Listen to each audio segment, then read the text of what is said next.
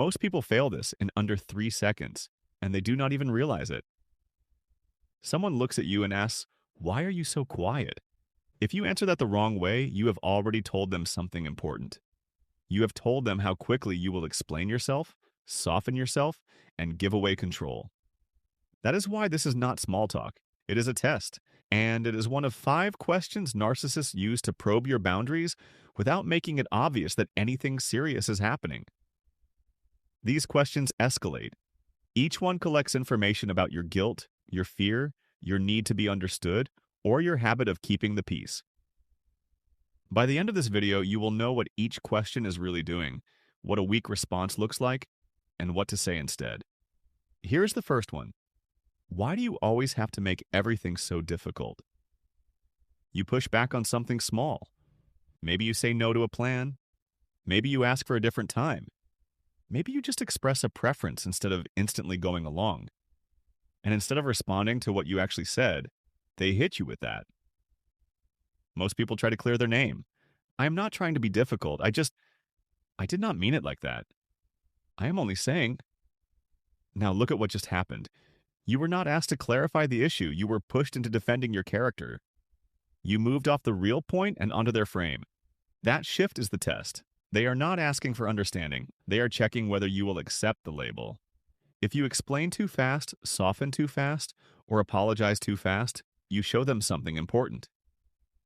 Your boundary comes with guilt attached, and once they see guilt, they know pressure works. Do not defend yourself. Do not over-explain. Say this instead.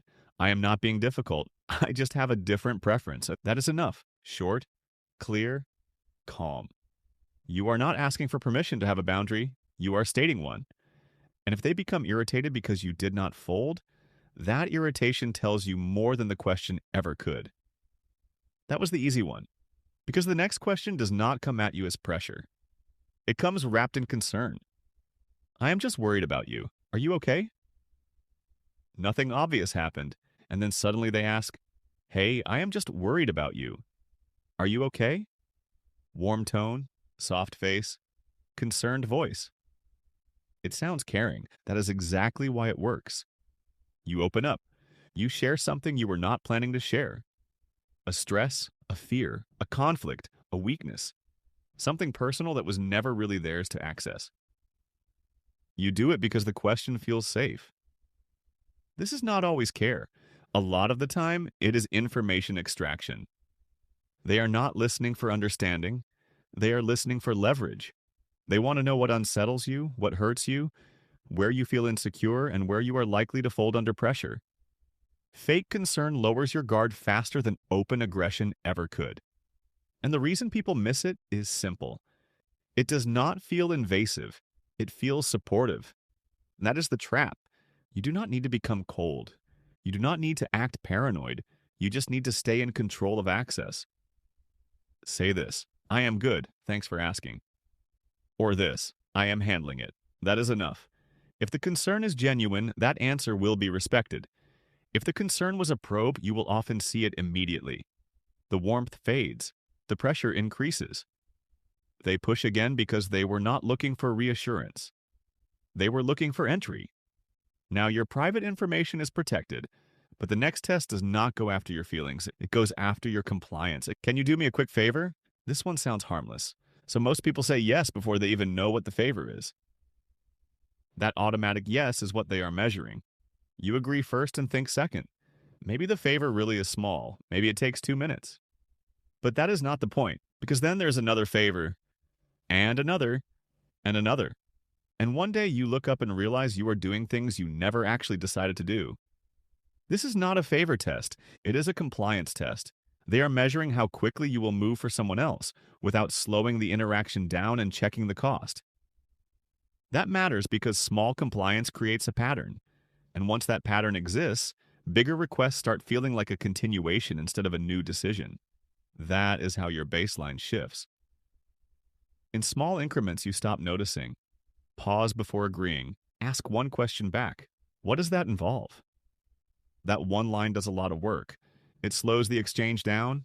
It forces specificity. It shows that access to your time is not automatic. If the request is reasonable, a reasonable person will explain. If they get irritated because you did not instantly agree, that irritation tells you the real point was not the favor. The point was whether you would comply on cue. Think about how this actually happens. A coworker asks for one small favor, then another, then suddenly your break gets interrupted, your time gets volunteered, and you are doing extra work you never clearly agreed to. Or in a relationship, one quick favor turns into a pattern where your time is assumed, your energy is expected, and saying no starts to feel like starting a fight. That is how compliance gets built in real life. The first three questions map your guilt, your fear, and your compliance.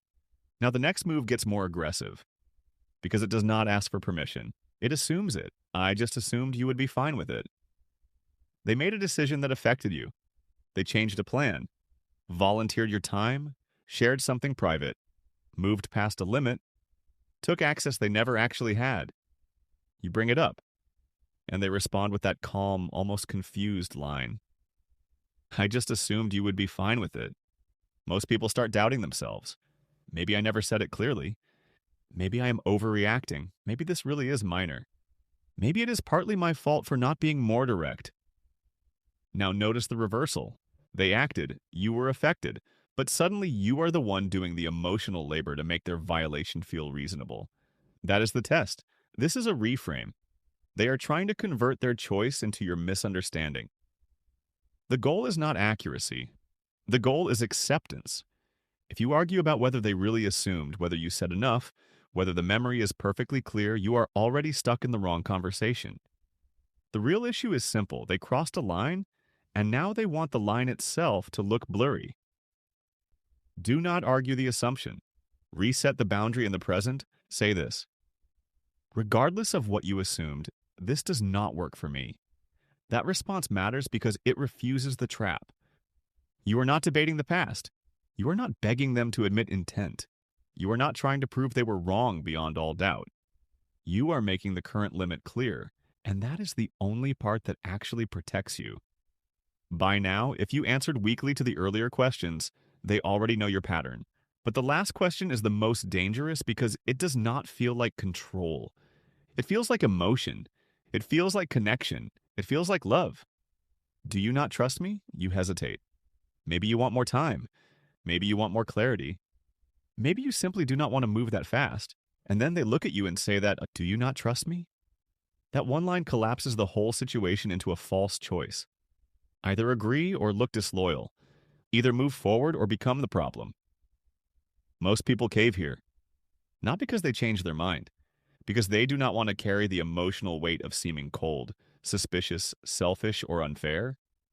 So they move, they agree, they surrender the pause they needed, and once again the actual decision disappears under emotional pressure.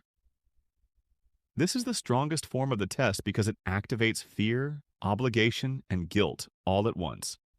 Fear of damaging the relationship, obligation to prove loyalty, guilt for having a boundary at all.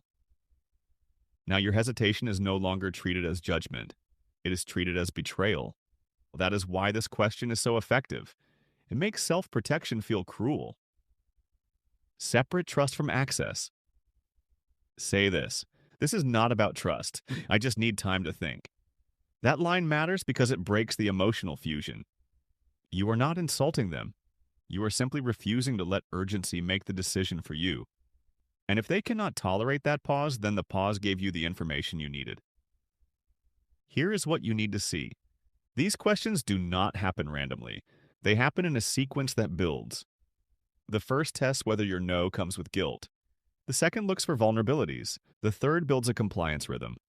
The fourth normalizes crossing the line. The fifth turns the relationship itself into pressure. Each step uses what the previous step exposed. That is why these people can seem so intuitive. It is not intuition, it is data collection. They are watching your reactions, your speed, your softness, your confusion, and your willingness to keep the peace at your own expense. That is the architecture. And once you see the architecture, the questions stop looking innocent. Most people think the danger starts when the behavior becomes obvious. That is too late. The real danger is the slow shift in what you will tolerate. One guilty explanation, one overshare, one automatic yes. one blurred assumption, one emotionally loaded question. That is all it takes to start moving your baseline. And once the baseline moves, what used to feel wrong starts feeling normal. That is how a lot of people get trapped. Not through one huge moment, through a series of small moments that train them to stop trusting their own resistance. So keep three things in mind. 1. Watch the reaction, not just the words. The question is often the cover. Their reaction to your answer is the signal. If a calm, reasonable response makes them irritated, wounded, cold, mocking, or pushier, you just learned that the question was never innocent. 2. Your pause is not a betrayal. Needing time is not cruelty. Asking for clarity is not aggression. Saying no without a speech is not disrespect. A lot of people get manipulated because they think instant access is the same thing as being good. It is not. 3. A boundary you do not enforce is only information. If you say what your limit is but never follow it with action, all you did was teach them where the line is and prove that the line will move. Calm enforcement matters more than dramatic language. You're going to hear these questions again.